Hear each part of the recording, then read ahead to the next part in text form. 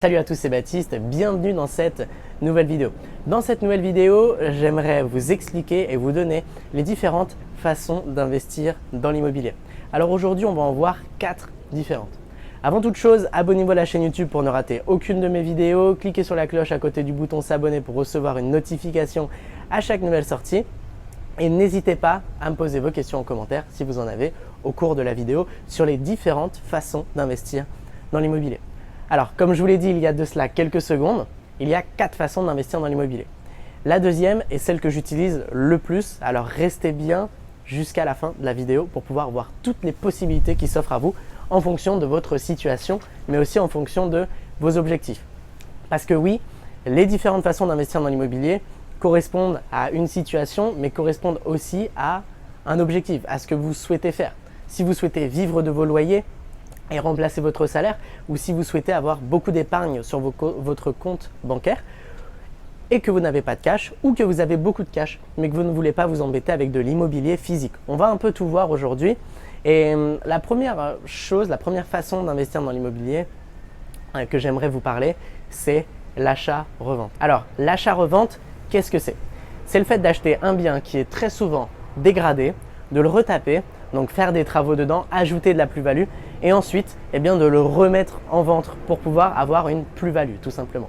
Alors pour vous donner un exemple, vous allez acheter un bien 60 000, vous allez avoir 30 000 euros de travaux, vous allez le revendre 140 par exemple. Donc 60 000 plus 30 000 euros de travaux, on est à 90 000, vous le revendez 140, vous faites 140 moins 90 du coup 40 000 euros de plus-value, 50 000 euros de plus-value.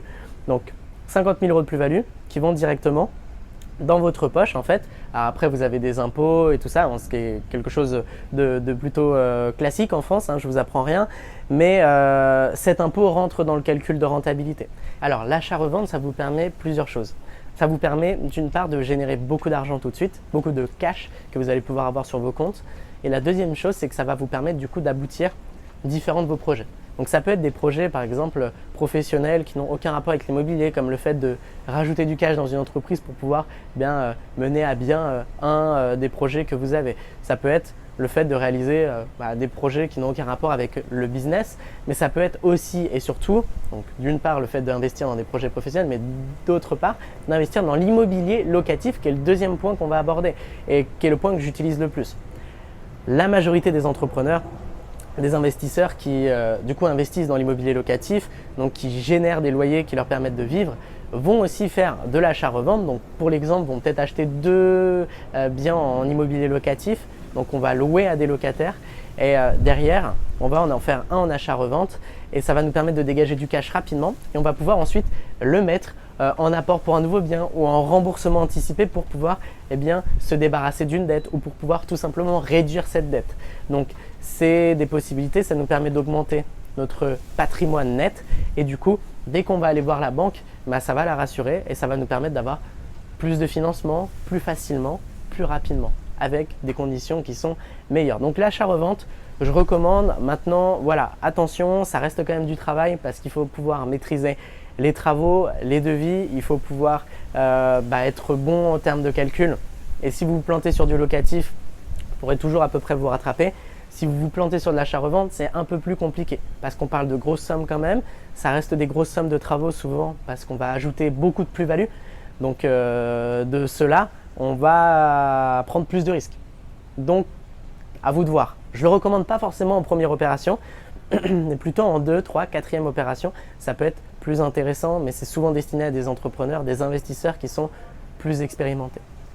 Alors, le deuxième point dont je voulais vous parler dans cette vidéo et qui est d'ailleurs le point que j'utilise, que j'applique, c'est l'investissement dans l'immobilier locatif.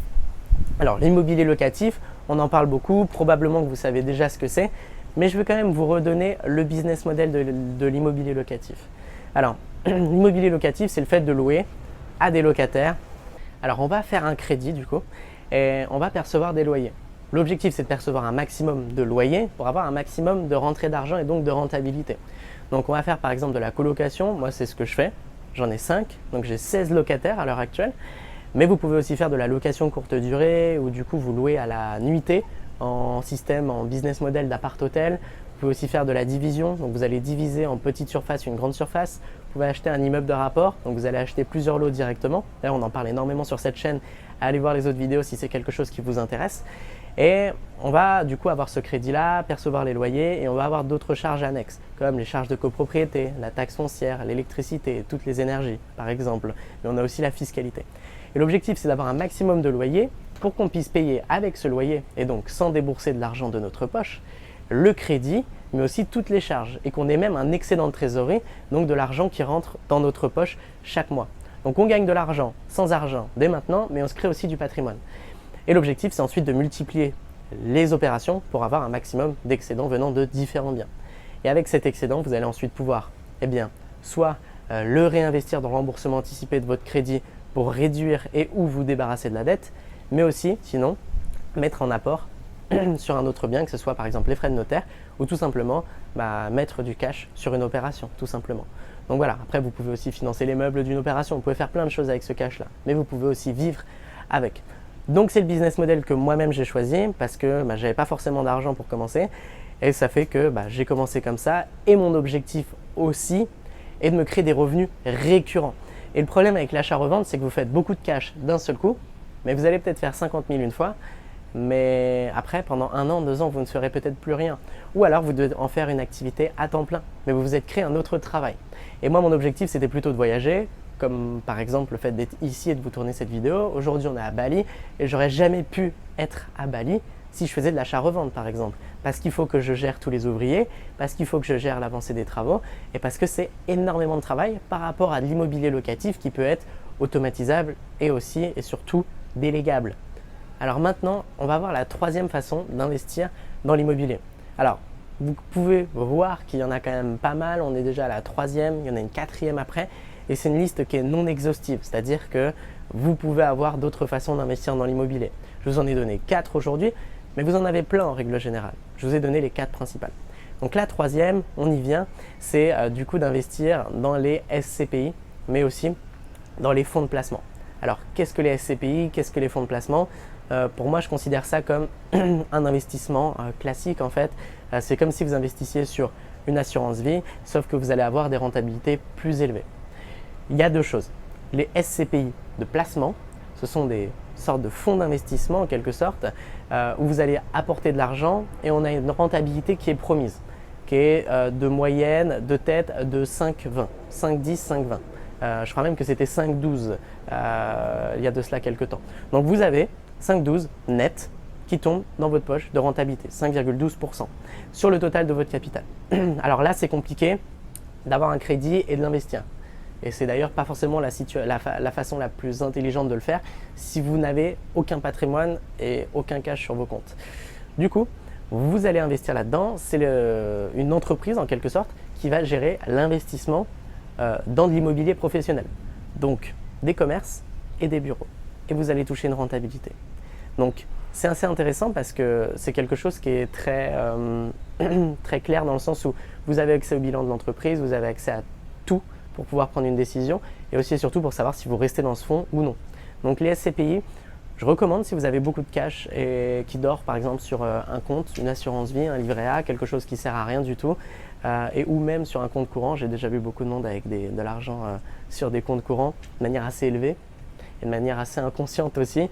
Donc je vous recommande cela. Je vous recommande aussi la deuxième façon d'investir dans ce troisième point qui n'est autre que les fonds de placement. Donc c'est des fonds de placement spécialisés dans l'immobilier. Donc c'est des personnes qui vont gérer un fonds d'investissement et qui vont investir dans de l'immobilier professionnel aussi.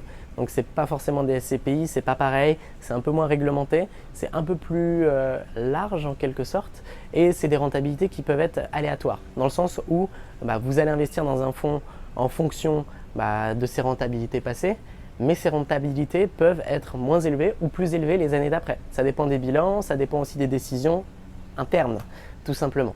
Donc voilà, moi personnellement, je n'ai pas choisi ça. Je préfère vraiment me concentrer sur l'immobilier physique parce qu'il y a 2 façons de s'enrichir dans l'immobilier. Vous avez la rentabilité que vous allez avoir, donc l'excédent que vous allez pouvoir générer avec. Donc ça peut être par exemple vos 5,12% qui vont travailler, donc ça c'est la rentabilité. Et vous avez aussi l'amortissement du capital. Et le fait de prendre un crédit fait que je paye non seulement de l'amortissement de capital, mais aussi et surtout derrière, j'ai du cash. Donc c'est 2 en 1, donc pour moi c'est plus intéressant. Le 4e point, c'est le financement ou la participation au financement de projets de promoteurs immobiliers. Donc on appelle ça le crowdfunding immobilier. J'en ai déjà parlé dans une vidéo de manière assez importante. Je ne vais pas rentrer dans les détails. Je vous invite vraiment à aller voir cette vidéo qui est disponible sur la chaîne. Mais le crowdfunding immobilier vous permet tout simplement de permettre de voir le jour des projets immobiliers de promoteurs immobiliers. Alors très souvent, dans un projet immobilier de promoteur immobilier, vous avez une partie du financement qui est fait grâce à des crédits, une autre partie qui est faite grâce à du cash et une autre partie, excusez-moi, qui est faite aussi et surtout grâce à de l'apport de personnes physiques tout simplement. Donc vous allez mettre de l'argent, vous allez avoir toute la présentation du projet, vous avez différentes plateformes qui vous permettent de faire cela. Il y en a quelques-unes que je recommande et j'en parle d'ailleurs dans la vidéo que j'ai faite sur ma chaîne YouTube qui est le crowdfunding immobilier. Vous avez différentes plateformes, vous allez avoir toutes les informations, mais aussi la rentabilité qui est promise et en combien de temps est-ce que le projet va se faire. Donc à partir du moment où ils ont tous les financements, ça peut se faire entre 6 mois et 2 ans et voilà, sur 1 an en fait, vous allez avoir une rentabilité qui est souvent entre 7 et 11%. Donc c'est quand même hyper élevé et si c'est 2 ans par exemple, vous aurez entre 7 et 11% chaque année, ce qui est quand même assez intéressant. Maintenant voilà, c'est un risque à prendre aussi puisque de toutes les façons, les travaux et la vente ne se fait pas comme ça. Les travaux prennent du temps et peuvent avoir du retard. Donc vous vous attendez à une rentabilité qui est promise sur 2 ans, elle va peut-être prendre 3 ans, 4 ans, on ne sait pas. Mais d'un autre côté, ça peut être très intéressant parce que si c'est de l'argent qui dort, vaut mieux l'investir là-dedans. C'est une rentabilité qui est relativement élevée et qui est pour moi une des moins risquées. Il faut savoir qu'un projet immobilier de promoteur immobilier commence uniquement quand ils ont vendu en règle générale 50% de tous les biens. Donc 50% qui sont vendus sur plan. C'est-à-dire qu'il y a déjà 50% de cash qu'ils ont récupéré. Donc ils vous demandent la fin des financements. Et puis eux aussi, ils ont un peu de cash qu'ils apportent de leurs précédentes opérations. Mais vous avez déjà cette garantie-là. Donc ça peut être intéressant. Moi, ce que je vous conseille, c'est vraiment de voir l'historique du promoteur immobilier, de voir le projet, d'analyser le marché vous aussi. Et ensuite de voir toutes les garanties qui sont indexées à votre investissement. Quelles sont les garanties que vous avez quand vous mettez votre argent dans ce projet-là? Si vous avez aimé cette vidéo, mettez-moi un like pour me soutenir. Posez-moi toutes vos questions en commentaire si vous avez des questions sur l'immobilier en règle générale et ou sur ces 4 façons d'investir dans l'immobilier. Abonnez-vous à la chaîne YouTube pour ne rater aucune de mes futures vidéos et bénéficiez de votre appel offert dans la description. D'ailleurs, si vous souhaitez aussi aller plus loin, je vous offre une série de 4 vidéos qui sont offertes qui vont vous permettre d'investir dans l'immobilier locatif et cela assez rapidement avec les meilleures stratégies.